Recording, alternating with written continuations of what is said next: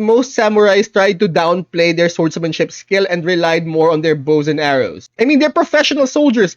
Getting within sword distance or within spear distance of your enemy is a bad thing, and they know that. They're pros. Alright class, settle down and let me tell you a story. Management wants me to keep going with the fat electrician, the whole history bit. I probably will. But before the next one, here's some of the most epic deaths in history. But before we check that out, please like, share, subscribe, do the whole notification button thing to help me out with the algo. And here we go. Alright, the most epic deaths in history. Deaths in human history. Number 1. Benkei. Oh! We're starting this video off with the story of the greatest wingman in human history. It's a dark night in 12th century Japan, and a Buddhist monk named Benkei is wandering the streets of Kyoto.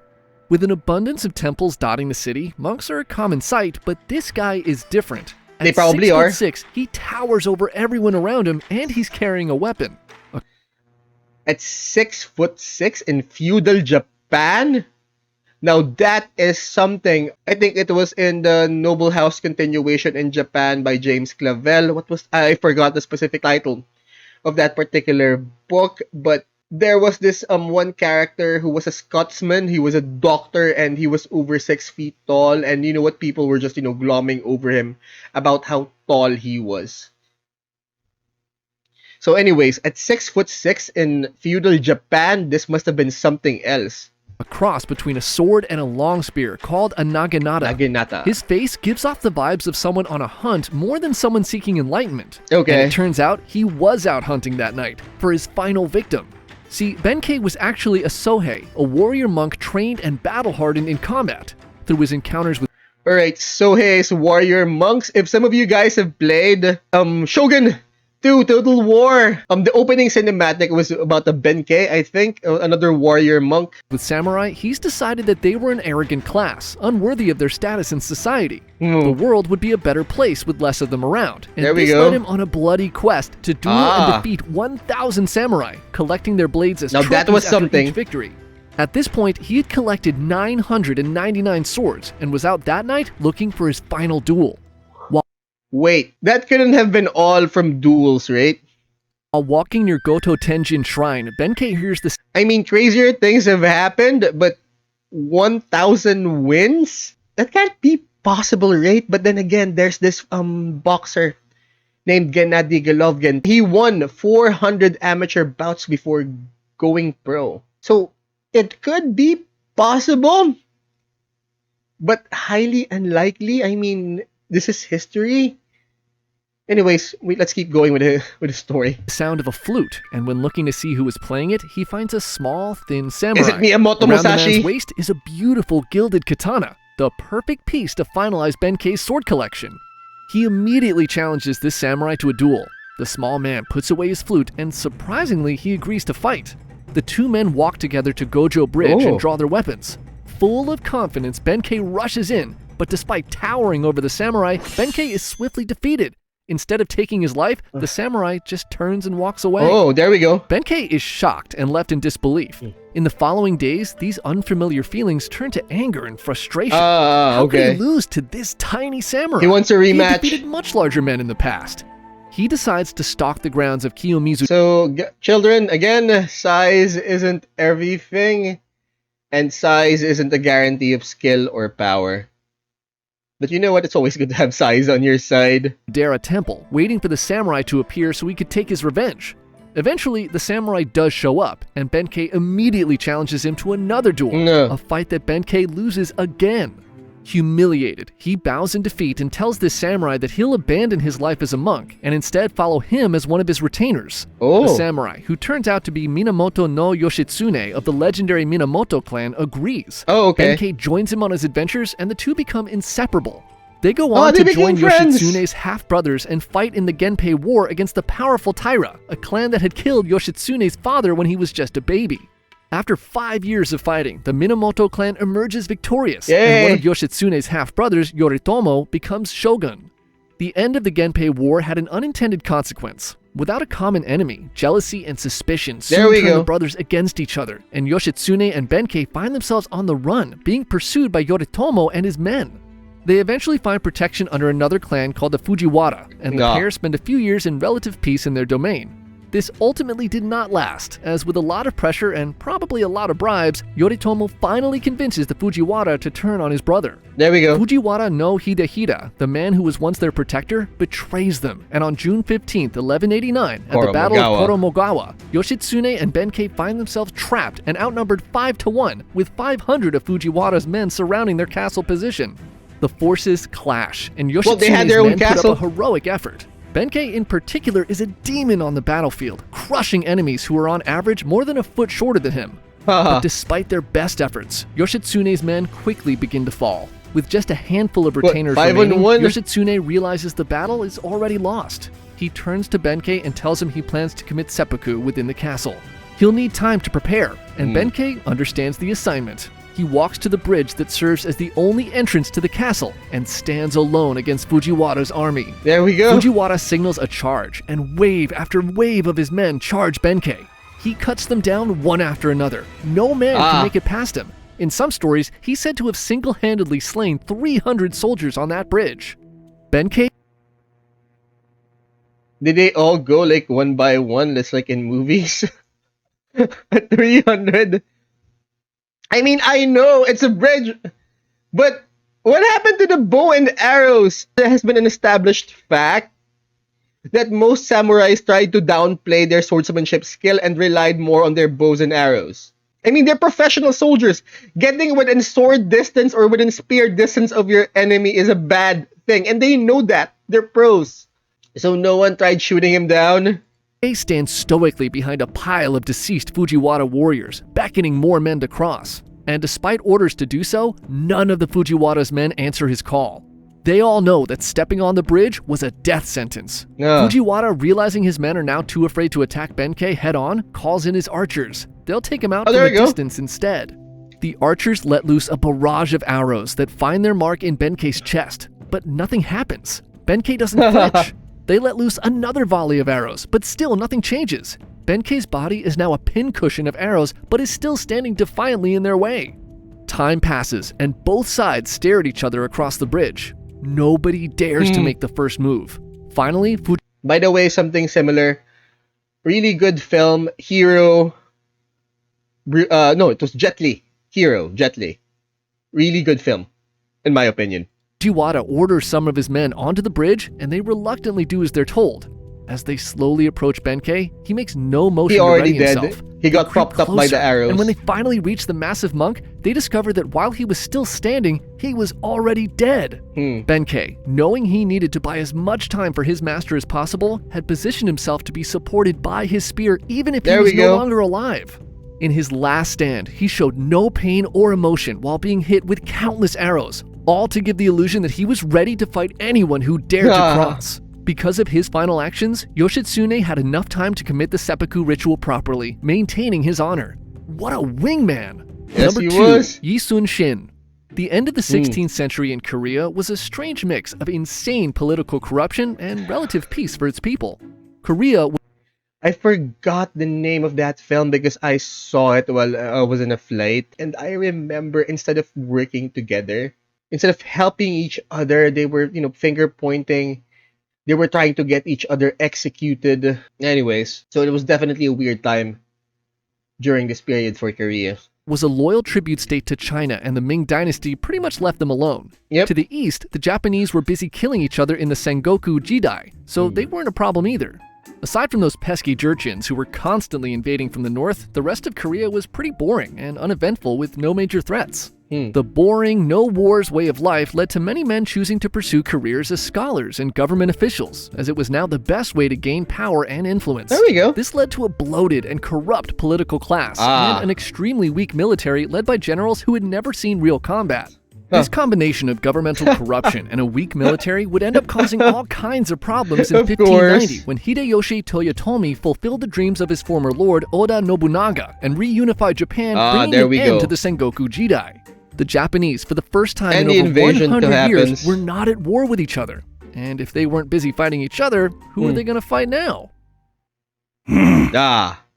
China. Oh, Hey, before you brutally invade Korea and stuff, can I ask you how many spam emails or texts? If I'm not mistaken, the target has always been China. It just so happens Korea was the best way to get there. You can get back to your invasion now. There we go.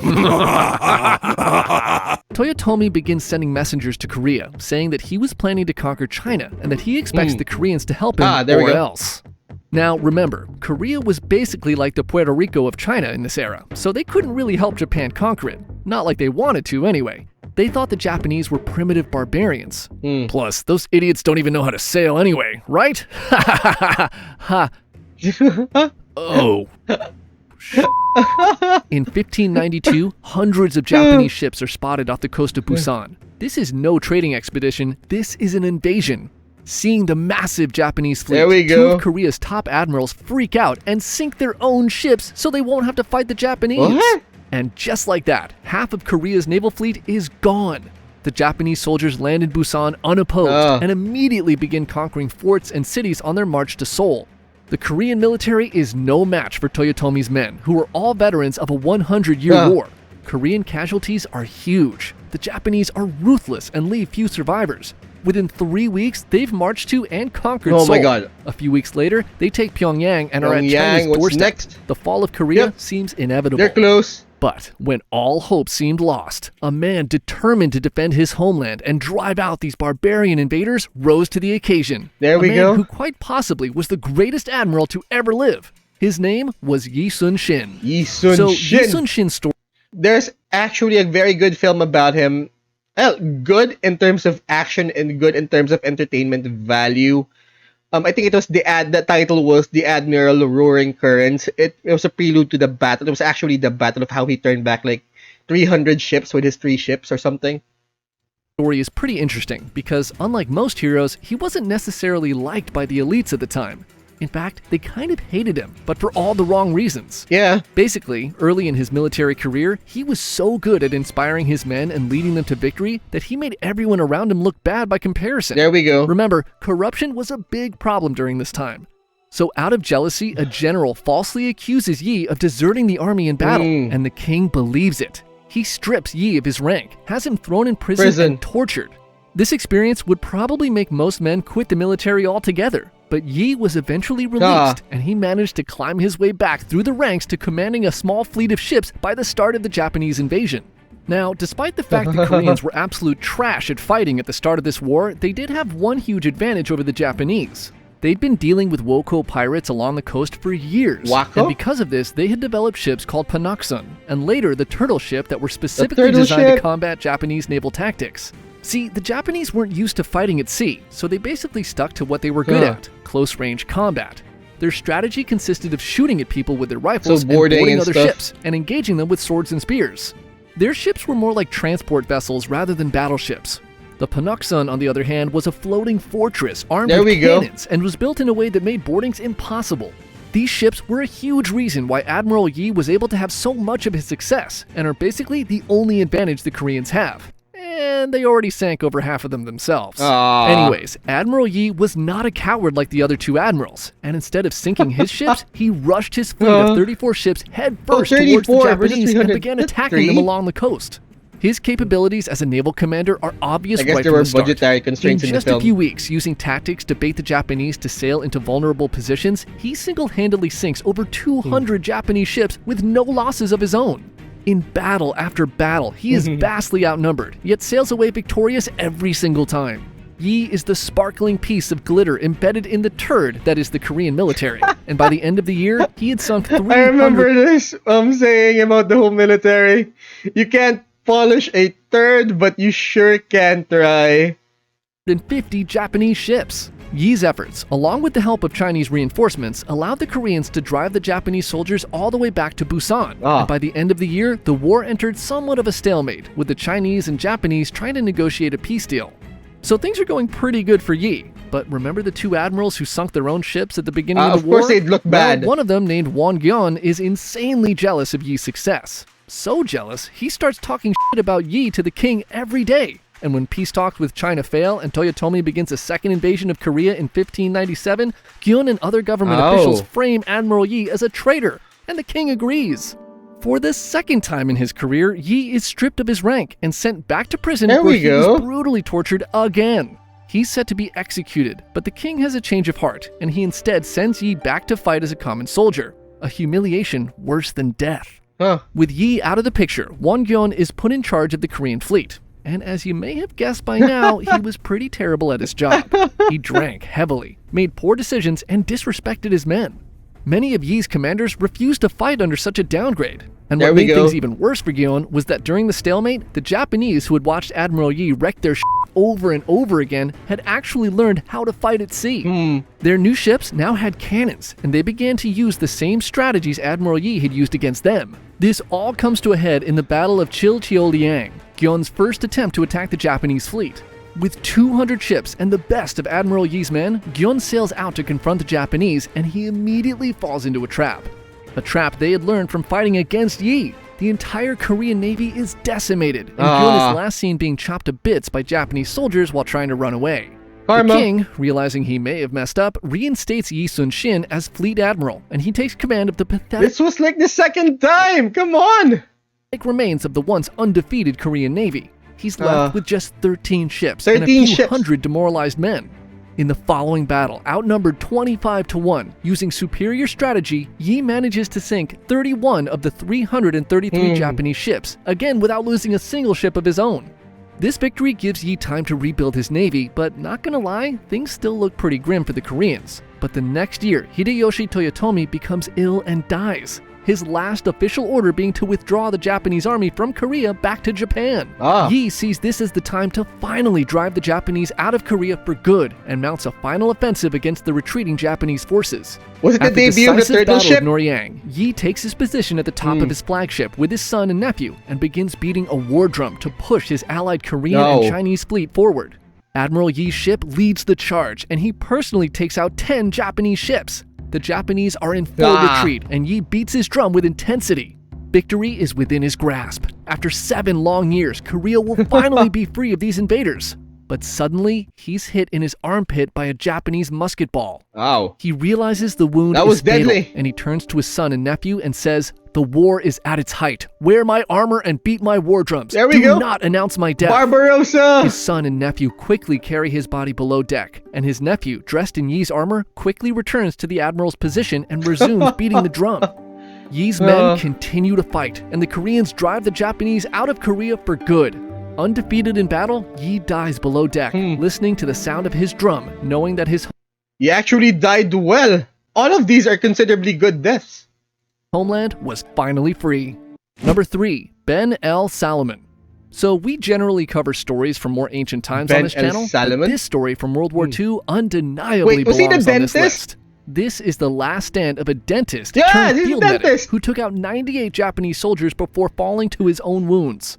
Ben El Salomon was drafted into the United States Army in 1940, just 3 years after he graduated from the USC Dental School. Salomon proved to be a model soldier and showed himself to be very skilled with both rifle and pistol. He was quickly promoted, first to lieutenant and then to captain in 1944, serving as a regimental dental officer of the 105th Infantry Regiment. In June of 1944, Salomon and the 105th were deployed into active combat in Saipan. The fighting in the Pacific was infamously bloody. Casualties on the island were extremely high, and with so many soldiers having much more pressing issues than a root canal, Salomon volunteered to replace the 2nd Battalion's field surgeon who had been wounded. There we go. By July, both the Americans and the Japanese had suffered heavy casualties, and the remaining Japanese troops on the island came to the realization that there was no path to victory. They decided on a final banzai charge, a mission with the sole goal of killing as many American soldiers as possible with no plan of returning. Early in the morning of July 7, 1944, the remaining 4,000 Japanese soldiers began their final attack. Salomon's field tent was positioned just 50 yards behind the front foxholes, and within minutes, his tent quickly filled with over 30 injured troops. He did his best to tend to the wounded, but the Japanese soon broke through the front lines. He looked out of his tent and spotted a Japanese soldier bayoneting a wounded American who was lying outside of the tent. Enraged, Salomon picked up the rifle of one of his patients and fired at the Japanese soldier, killing him. Suddenly, 2 more Japanese soldiers popped into Salomon's tent and he fired on them, taking them out as well. Like zombies, He did his 4 own more banzai enemy soldiers charge. then crawled into the tent from the sides, and Solomon took 2 out with his rifle and another with his bayonet. Ugh. He hit the 4th soldier in the stomach with the butt of his gun, and a wounded soldier he had been treating finished him off. Realizing the situation was only getting worse, Solomon instructed his medics to evacuate all of the wounded men. He would stay behind to give them cover so they could retreat. Solomon grabbed a rifle and joined the front lines. When he saw 4 men manning a machine gun fall to enemy fire, he rushed to the gun and manned it himself. There we Firing go. bursts into the charging Japanese soldiers. Because there was no one he left. continued to fight from that position until he was eventually overrun by enemy soldiers. Days later, when the Americans returned to the battlefield, Solomon's body was found slumped over the machine gun, with 98 dead Japanese soldiers So he piled in took front of him. 98 with His him, body plus was ravaged those with in the tent. 76 bullet holes and many bayonet wounds, 24 of which he may have suffered before actually dying. The blood trail on the ground showed that Solomon had repositioned Another the machine good gun death. multiple times while mortally wounded. What do they Despite call it, a saving good many death? lives that day, Solomon was denied the Medal of Honor due to a rule in the Geneva Convention Oh, yeah, that no actually. medical officer can No medical officer can, do stuff like that. But I believe there's been like an updated rule. But you know what? I'm not really even sure about the whole thing. bear arms against an enemy. Despite multiple recommendations from generals throughout the years, he remained a footnote in history until 2002, when Solomon was finally posthumously awarded the Medal of Honor from President George finally. W. Bush, 58 years later. Thank you for watching, guys. Now, if you want me to check out other stories here on YouTube, please let me know in the comments. We upload every Monday, Wednesday, and Friday at 12 p.m. Eastern Standard. Please like, share, subscribe, do the whole notification button thing to help me out with the algo. And don't forget to check out our Twitch channel where you can catch me do this live. Now, class dismissed.